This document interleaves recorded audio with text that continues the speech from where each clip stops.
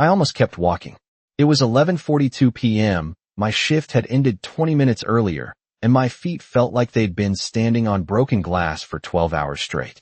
The alley behind the hotel smelled like rain, old cardboard, and something sour I'd learned not to question, the kind of smell that clings to your clothes no matter how fast you leave. I pulled my thin jacket tighter around me, head down, counting steps to the bus stop like I always did when I was too tired to think about anything else. That's when I heard it. Soft. Barely there. Not a cat. Not the wind. A sound that didn't belong in a place like that. I stopped, just for a second, telling myself I was imagining things, that exhaustion was playing tricks on me again, but then it came back, small, uneven, like someone trying to cry without the strength to do it right. I turned. The dumpster sat under a flickering security light, paint peeling, lid half open like a mouth that had forgotten how to close. My first instinct was to leave. People don't go looking inside dumpsters at night unless they want trouble, and I had enough of that already. Rent overdue. 2 shifts behind on tips. A manager who reminded me daily that I was replaceable. I didn't have space in my life for anything else. But my feet didn't move. The sound came again, weaker this time, and something in my chest tightened in a way I couldn't ignore. Just check. I whispered to myself, like saying it out loud made it less of a mistake. I stepped closer, each footfall slower than the last, heart picking up for no reason I could explain. The smell got worse the closer I got, sharp and damp and wrong, but underneath it, there it was again. That sound.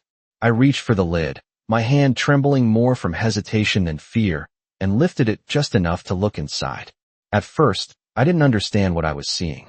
Just shapes. A bundle of fabric. Too clean to belong there. Then it moved. A tiny shift. A small hand slipping out from the folds, fingers curling like they were searching for something to hold on to. My breath caught so hard it hurt. Oh my God, I didn't think. Not really. Thinking would have made me walk away. I pushed the lid all the way open and leaned in, ignoring the cold metal biting into my arms, reaching for the bundle like it might disappear if I hesitated another second. She was so light it scared me. Too light. Wrapped in a blanket that didn't belong in a place like this. Soft and expensive looking even under the dim light, like someone had tried to protect her and failed at the last possible moment. Her skin was pale, her breathing shallow, each tiny inhale sounding like it had to fight to exist. When I lifted her, her fingers closed around mine. Not strong, just enough to be felt. But it was enough. Hey, it's okay. I whispered, even though nothing about this was okay, my voice shaking in a way I couldn't control. I've got you. I looked around the empty alley like someone might step out and tell me this wasn't real, that I could put her back and go home and forget this ever happened, but there was no one. Just the rain starting again, soft at first, tapping against the metal like a clock counting down something I didn't understand yet. I didn't have money for a hospital. I barely had enough for groceries. I knew exactly what this choice meant. But I looked down at her again, at the way her tiny hand still clung to mine like I was the only thing keeping her here, and something inside me settled into place. I choose you, I said quietly, more to myself than to her, already turning, already moving, already knowing there was no going back. And I had no idea that in that moment, I had just stepped into a world that would never let me walk away. I did not remember the run to the hospital. One moment, I was in the alley with rain soaking through my shoes, and the next I was pushing through the emergency room doors with a child in my arms, and my heart somewhere in my throat. The bright lights hit me first, too clean, too sharp, like I did not belong there. People turned. They always do when something does not fit the picture. A maid in a worn uniform, hair damp from the rain, clutching a child wrapped in a blanket that looked like it belonged in a penthouse, not a dumpster. Please, I said, my voice coming out thinner than I wanted. She needs help. A nurse rushed forward, her expression shifting the second she saw the baby's face. Not annoyance, not judgment, something urgent, something serious. They took her from me, gentle but fast, like they had done this 1,000 times before. My hands felt suddenly empty, colder than they should have been, like I had just let go of something I was not supposed to release. Wait here, someone said, already moving away, already focused on the small body they were carrying through double doors that swung shut behind them. I stood there, soaked and shaking, staring at those doors like if I looked away, something worse would happen. Tom did not move normally after that. Seconds stretched. Sounds blurred. Monitors beeping somewhere down the hall. Footsteps rushing past. Voices low and controlled in a language I did not fully understand, but felt anyway. I wrapped my arms around myself, trying to hold on to the warmth that had already faded. I should have left. That thought came quietly, almost reasonable. I had done my part. I had brought her here. This was where people like me stopped, and people with money and power took over. But my feet stayed planted. I could not leave. Not when I did not know if she was going to be okay. Not when her tiny hand had held onto mine like I was something she needed. I sank into one of the plastic chairs, the kind that made you aware of every hour you had spent on your feet, and stared at my hands. They still smelled like rain and metal and something faintly sweet from the blanket. It did not make sense. None of it did. Who leaves a child like that?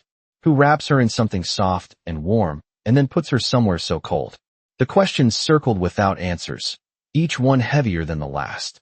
I did not notice when the room changed. Not at first. It was subtle. The way conversations quieted. The way a nurse who had been moving quickly suddenly slowed, stepping aside without being asked. The shift in the air, like something had entered that did not need to announce itself to be known. I looked up. The doors at the far end opened, and a group of men stepped inside like they belonged to a different world. Entirely. Dark suits. Clean lines. Not loud, not aggressive, but controlled in a way that made everything else feel less steady. And then I saw him. He did not rush. He did not need to. He walked like time adjusted to him, not the other way around. Tall. Composed. Every movement precise, like nothing in his life was accidental. His eyes scanned the room once, taking everything in, and when they landed on me, it felt like being seen too clearly, like he could read every decision that had brought me here. My breath caught without permission. I looked away first. People like him did not look at people like me unless there was a reason, and I did not want to be that reason. But something told me I already was. A doctor approached him quickly, speaking in a low voice I could not fully hear, but I caught enough. She is stable. We are monitoring. We were lucky. Lucky. The word echoed in my chest, fragile and uncertain. His gaze shifted past the doctor, back to me. Not curious. Not kind. Focused. Intent. Like I was part of the story he had just walked into. My fingers curled against my palms, grounding myself, reminding myself I was just a girl who had made a choice in an alley. Nothing more. Nothing that should matter to someone like him. But when he started walking in my direction, that belief cracked, slow and quiet, like something inevitable had just begun.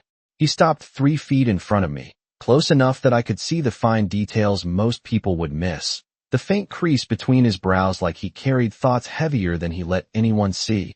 The way his suit fit perfectly without trying too hard.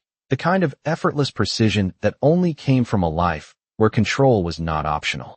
I stood up without realizing I was doing it, my body reacting before my mind could catch up, like some instinct told me sitting in front of him was not the right choice. For a moment, neither of us spoke. The noise of the hospital faded into something distant, like we were standing in a space that existed slightly outside everything else.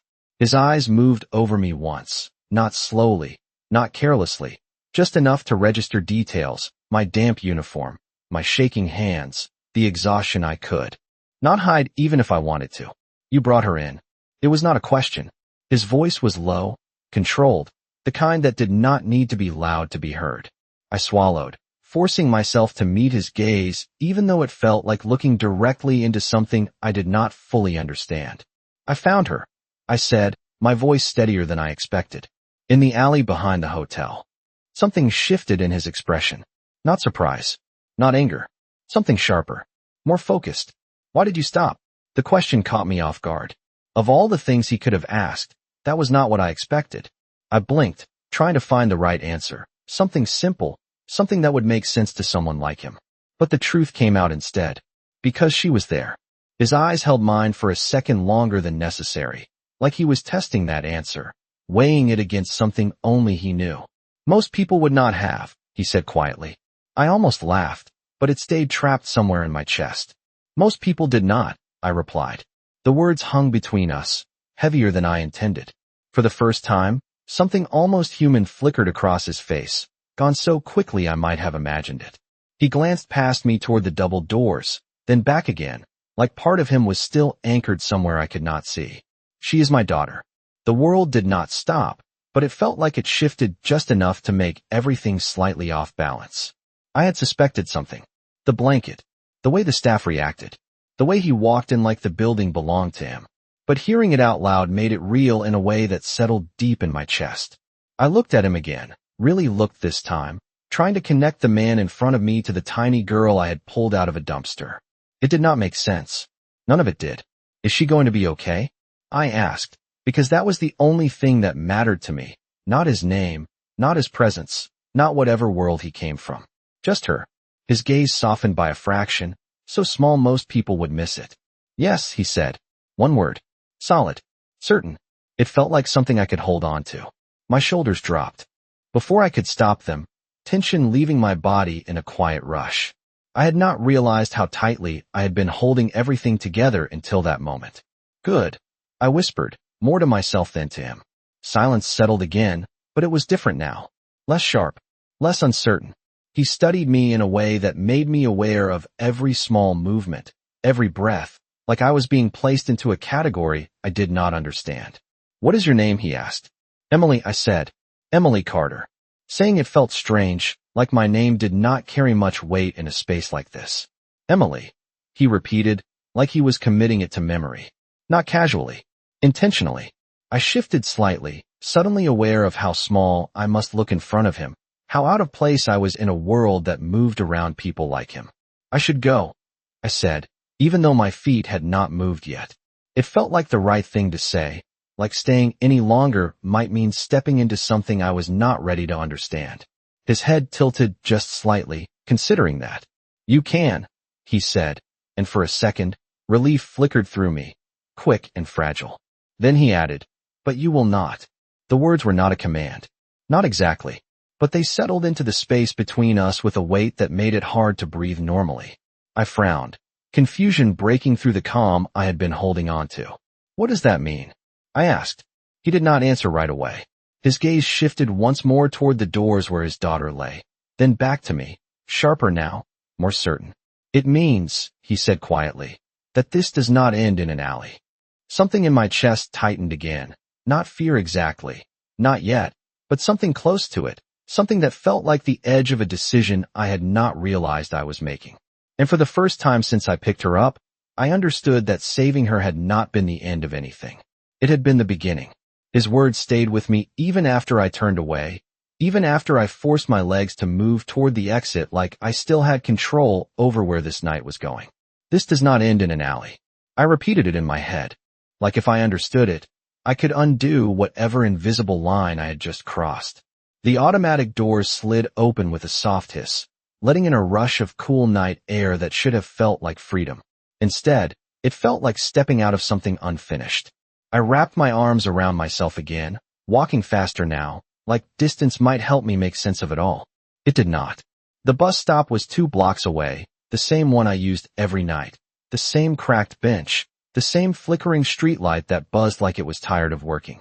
Everything looked exactly the same, but it did not feel the same. I sat down, staring at my hands again, half expecting to still feel the small weight of her there, the warmth that had cut through the cold just long enough to matter. A car passed, then another. Time moved forward like it always did, indifferent, steady. I told myself it was over. I had done the right thing. She was safe. That was enough. It had to be enough. The bus was late.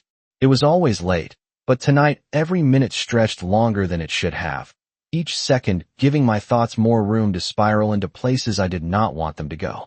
Who leaves a child like that? Who finds her? Who does something about it? And more importantly, why did it feel like the answer to that last question had just changed my life in a way I could not see yet? Headlights cut through the dark, slowing as they approached the curb. I stood up automatically, reaching into my pocket for the few crumpled bills I had left, already bracing myself for another quiet ride home where no one looked at anyone else. But the vehicle that stopped in front of me was not a bus. It was too quiet, too smooth. The kind of car that did not belong on this street at this hour. The door opened before I could step back, before I could decide whether to leave or stay. A man stepped out, dressed the same as the ones from the hospital, sharp, composed, like he had stepped out of a different version of reality and into mine without hesitation.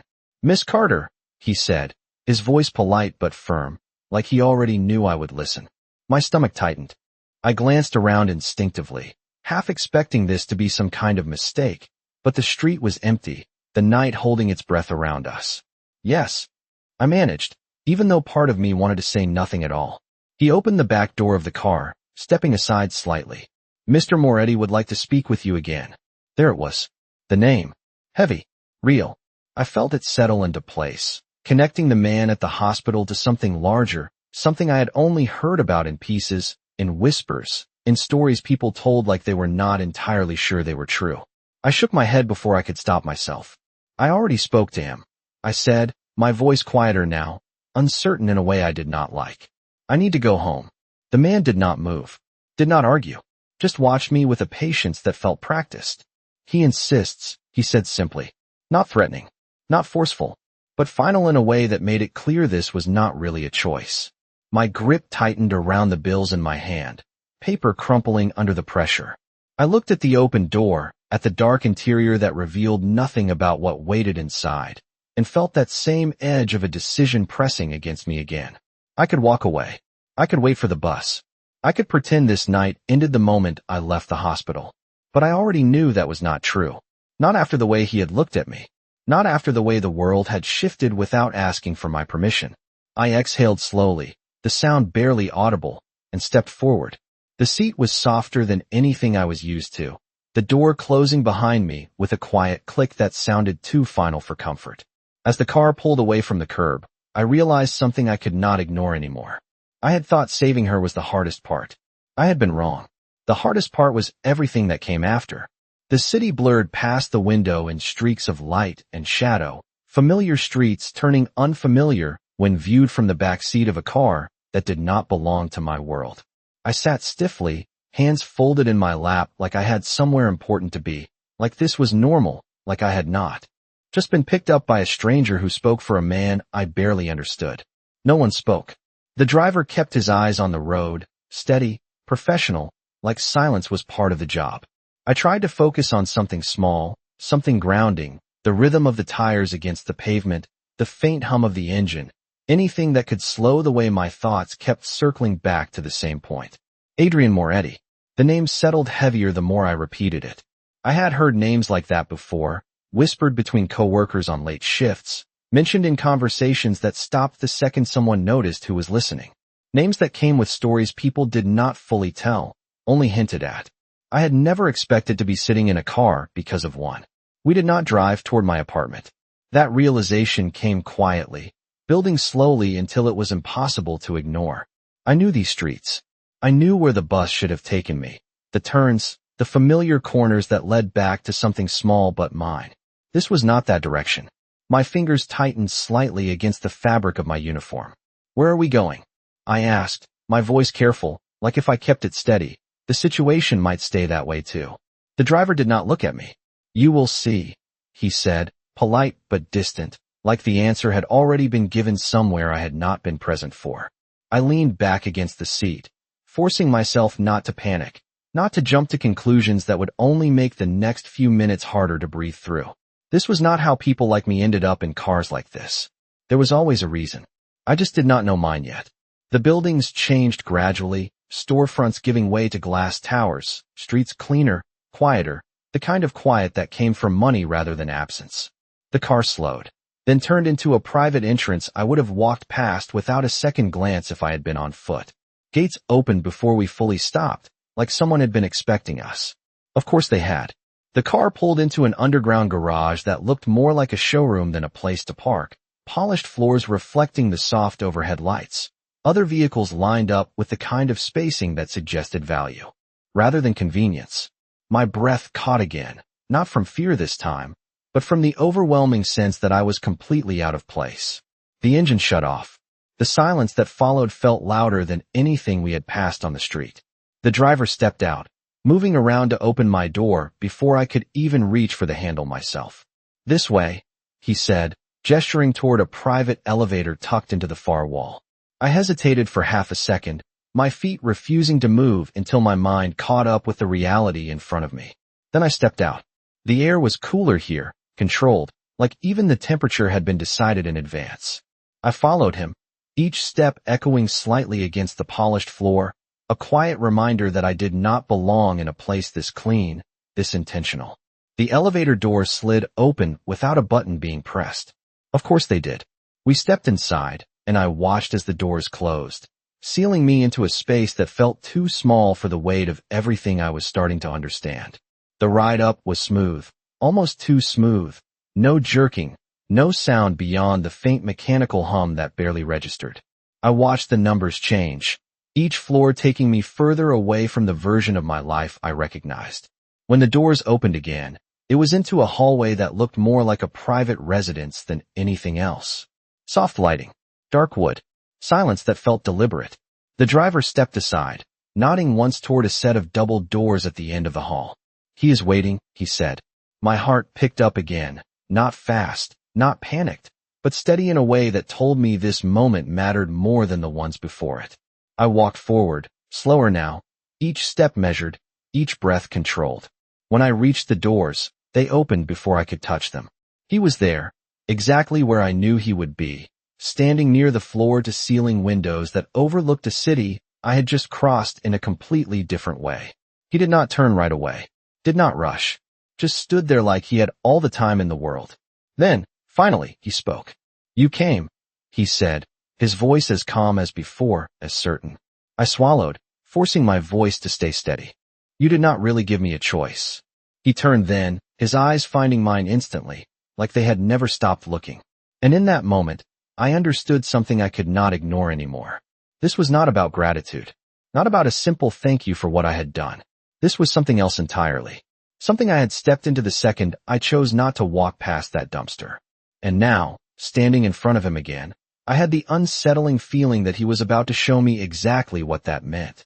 He studied me for a moment that felt longer than it should have, like silence was part of how he understood people, like he learned more from what was not said than anything spoken out loud. I stood where I was, just inside the room, aware of the distance between us, aware of how easily he could close it if he wanted to, and somehow more aware of the fact that he did not. That restraint felt more intentional than anything else. "Sit," he said finally, gesturing toward a chair across from him, his tone calm, not demanding, but not something I felt comfortable ignoring. I hesitated, just for a second, then crossed the room, each step quiet against the polished floor, and sat down carefully, like I was stepping into something that required precision. The chair was softer than expected, but I did not relax into it. I kept my posture straight, my hands folded in my lap again, a habit I had learned from years of trying to make myself smaller in spaces that were not mine. He watched all of it, every movement, every breath, like nothing escaped his notice. "You are not afraid," he said, almost to himself. It was not a question, but I answered anyway. "I think I should be," I admitted, the truth easier than pretending otherwise. His gaze sharpened slightly, something approving flickering beneath the surface.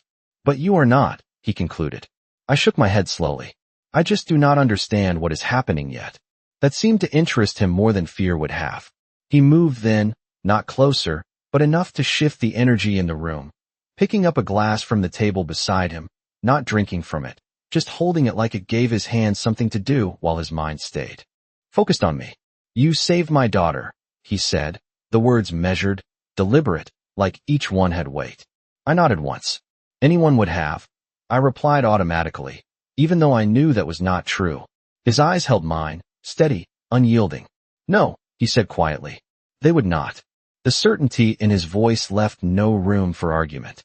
I looked down for a second, my fingers tightening slightly, then relaxed them again, forcing myself not to retreat into the version of myself that avoided attention.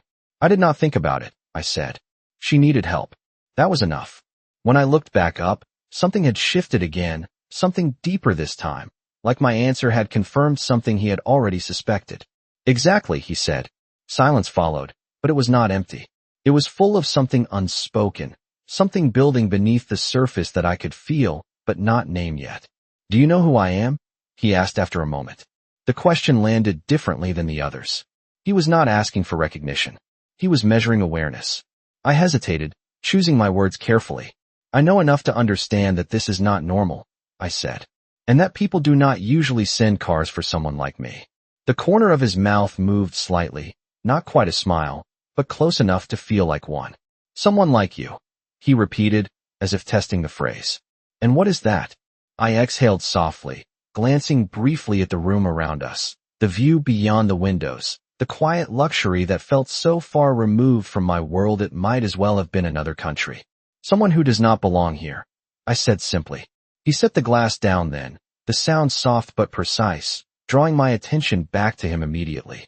You were in the one place tonight where you did not belong, he said, his voice lowering slightly. And you made the only decision that mattered. My breath caught again, not from fear this time, but from the weight of what he was saying, the way he framed it like it was not just a moment, but something more permanent. I did what anyone should have done, I insisted, even though the words felt weaker now. He stepped closer then, just enough to close some of the space between us, not enough to overwhelm, but enough to make the shift undeniable. No, he said again, softer this time, but more certain than before. You did what only you did. The room felt smaller suddenly, the air thicker, like every word was narrowing the space between what had happened and what it meant. What do you want from me? I asked, the question slipping out before I could filter it, honest and direct in a way that surprised even me. He did not answer right away. Instead, he looked at me like he was deciding something, like this moment mattered more than I understood.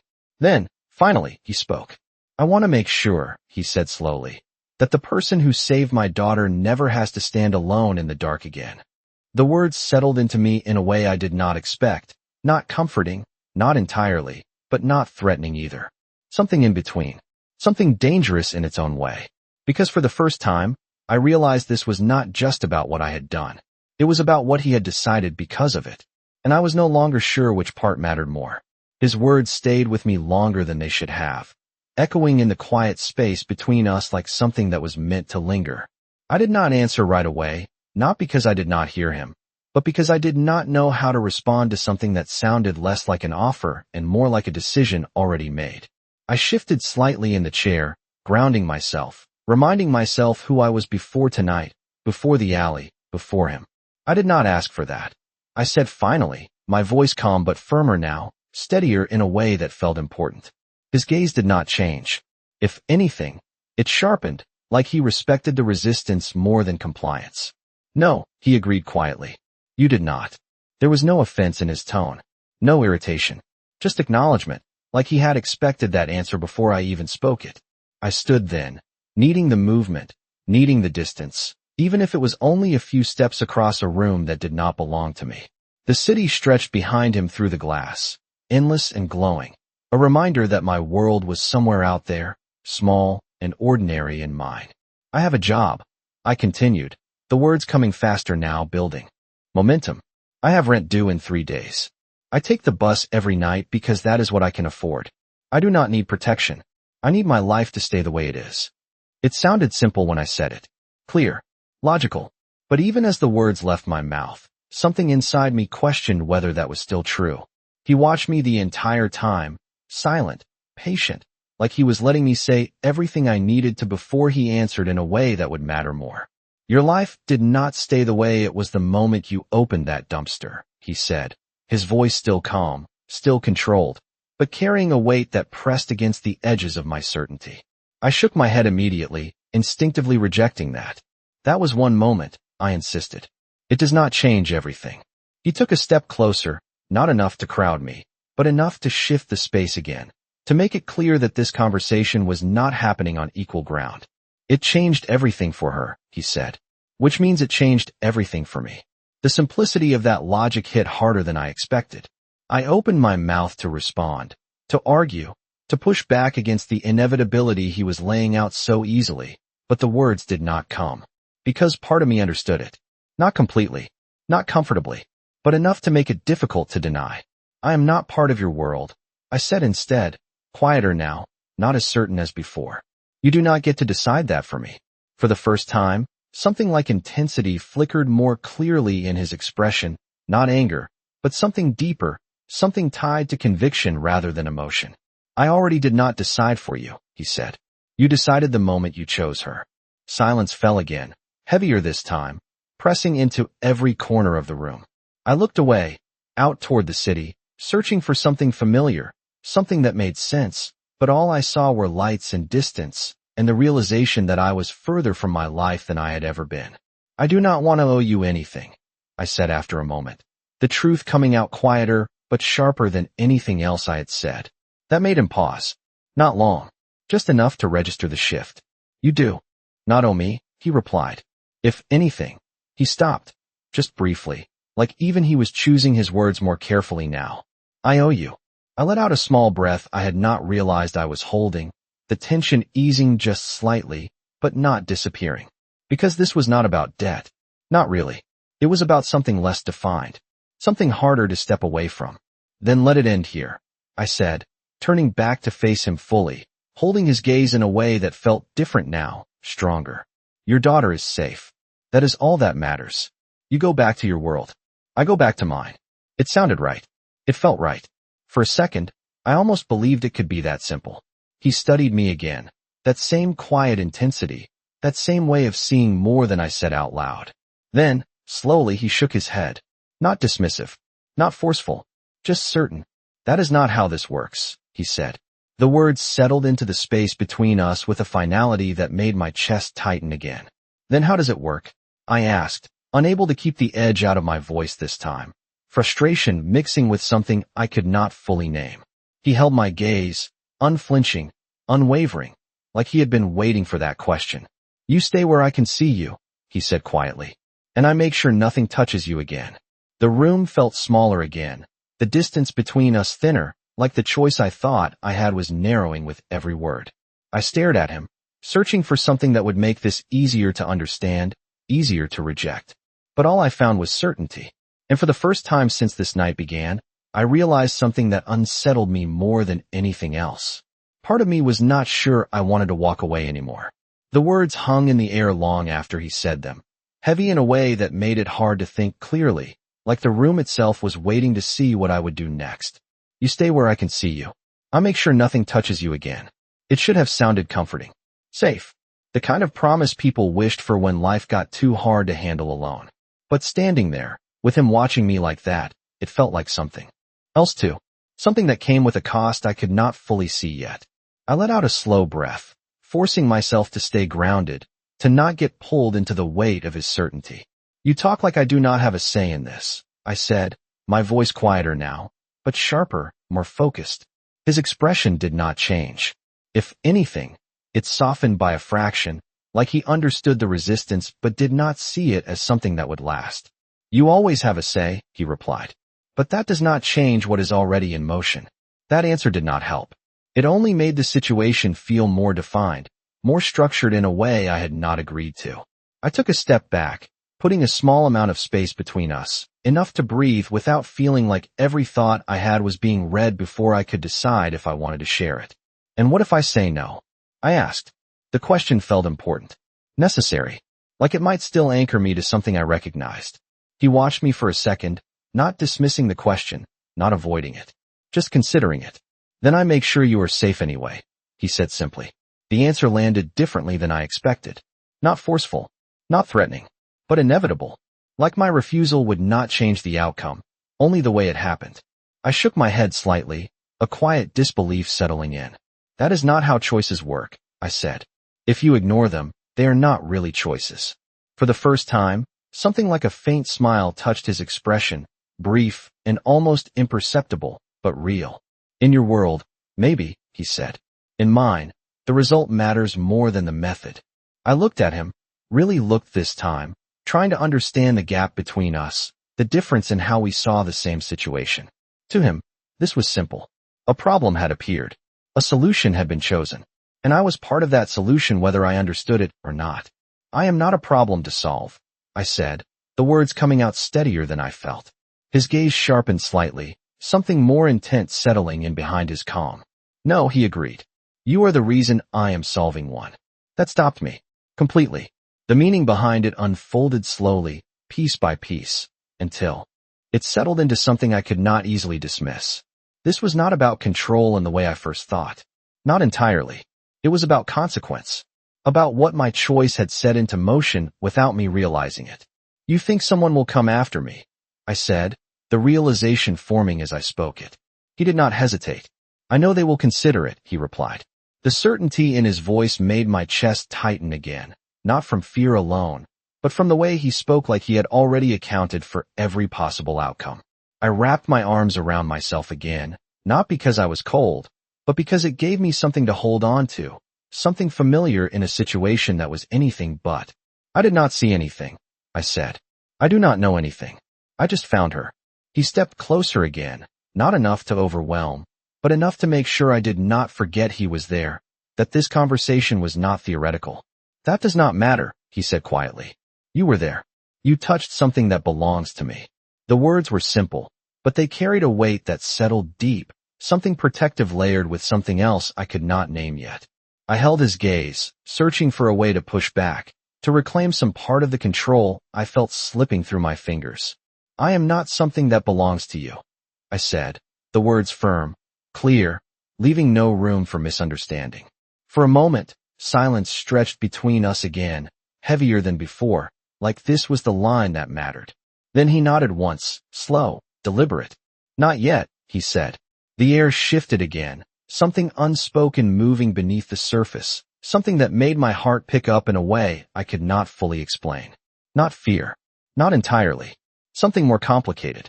I exhaled slowly, forcing myself to stay steady, to not let that shift pull me somewhere I was not ready to go. I want to see her, I said suddenly, the thought cutting through everything else, grounding me in the one thing that had started all of this. Your daughter. I need to know she is really okay. He studied me for a second, like he was measuring the request, weighing it against something internal. Then, without hesitation, he turned slightly toward the door. Come with me, he said. No argument. No negotiation. Just a direction. And this time, I followed without asking why. The hallway was quieter than anything I had ever experienced, the kind of silence that felt intentional, like even sound needed permission to exist here. I walked a step behind him, matching his pace without thinking, aware of how easily he moved through this space, how everything seemed to adjust around him instead of the other way around. We did not speak. There was no need. Whatever needed to be said had already been said, and whatever came next did not feel like something words could prepare me for. He stopped in front of a door at the end of the corridor, his hand resting briefly on the handle before pushing it open with controlled ease. The room inside was softer than I expected. Dim lights, quiet machines, a steady rhythm of sound that felt more reassuring than alarming. My eyes went to her immediately. Sophia. She was smaller in the hospital bed than she had felt in my arms. Her features relaxed now, the tension I had seen earlier gone, replaced by something peaceful, something fragile but steady. I did not realize I had been holding my breath until I let it out slowly, the tension leaving my chest in a quiet wave. She is okay, I whispered, more to myself than anyone else. He stepped inside after me, but he did not move toward the bed right away. He watched me instead, like my reaction mattered more than the confirmation he had already received from the doctors. I moved closer, careful, almost instinctively gentle, like any sudden motion might disturb the fragile calm in the room.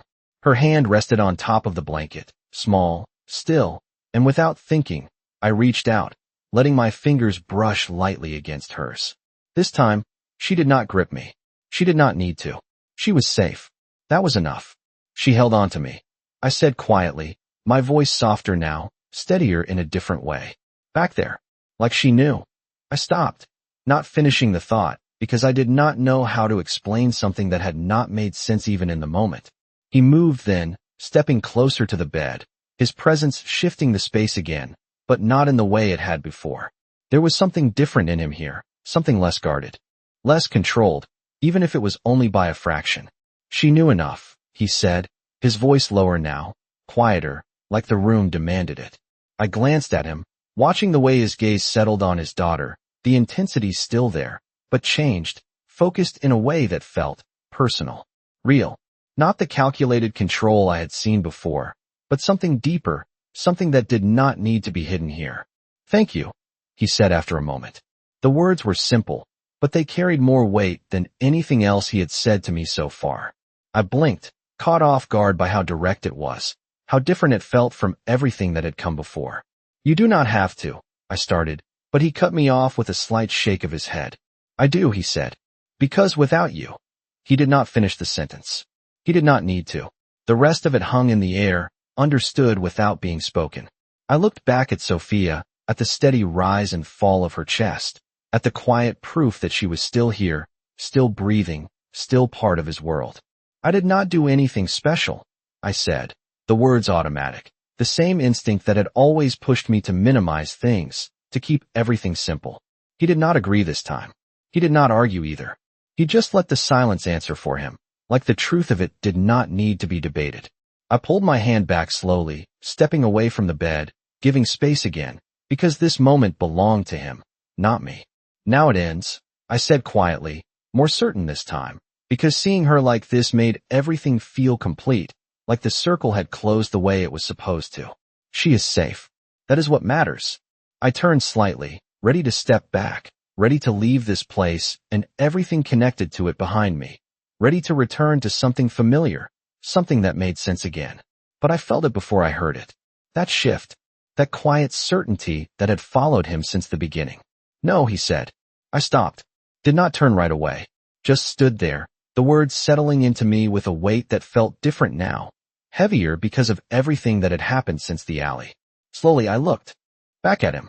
He was watching me again, not the room, not the city beyond the windows, just me, like I was no longer a passing moment, but something fixed in place. This is where it begins, he said. My chest tightened, not from fear, not entirely, but from the realization that he believed that completely, without hesitation, without doubt. I searched his face for something that would make it easier to walk away, something that would give me a reason to hold on to the version of my life that existed before tonight. But all I found was certainty, and something else, something quieter, something that made it harder to leave than it should have been. I exhaled slowly, feeling the weight of the choice pressing in again, stronger than before, because now I understood what I was stepping away from, or stepping into. I only wanted to help her, I said, my voice softer now, less resistant, more honest. His gaze did not waver. And you did, he replied. Now I help you. The words settled into me in a way I could not ignore anymore. Not a promise I had asked for, not a future I had planned, but something that had already begun moving the moment I chose not to walk away. And standing there, in a quiet room with a sleeping child who had changed everything, I realized something I had not been ready to admit until now. Some choices do not end when you make them. They follow you. They shape what comes next. And whether I was ready or not, mine already had.